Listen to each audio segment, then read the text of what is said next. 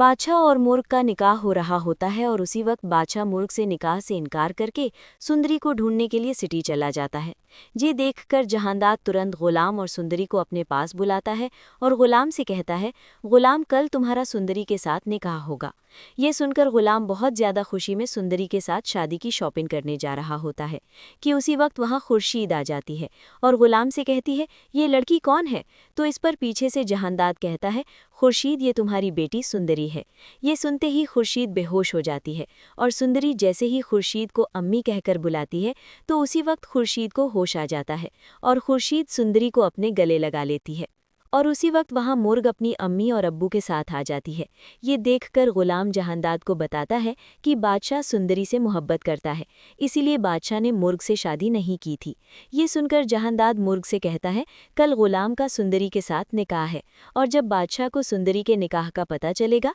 तो बादशाह तुमसे शादी करने के लिए राजी हो जाएगा। ये सुनकर मुर्ग बहुत ज़्यादा खुश हो जाती है और उसी वक्त गुलाम के मोबाइल पर बादशाह की कॉल आती है और बादशाह गुलाम को कहता है, मुझे सिंडल के कॉलेज से पता चला है कि सिंडल का असली नाम सुंदरी है, इसलिए मुझे शक है मेरी मोहब्बत सुंदरी खुर्शीद की बेटी है। ये सुनकर गुलाम बादशाह की कॉल काट देता है और बादशाह तुरंत अपनी गाड़ी में बैठकर सुंदरगढ़ पहुंच जाता है और ये बात जैसे ही जहांदाद को पता चलती है वो गुलाम के पास जाता है और उसे कहता है, तुम सुंदरी को लेकर भाग जाओ। ये सुनते ही गुलाम घर चला जाता है और दूसरी तरफ बादशाह तुरंत खुर्शीद के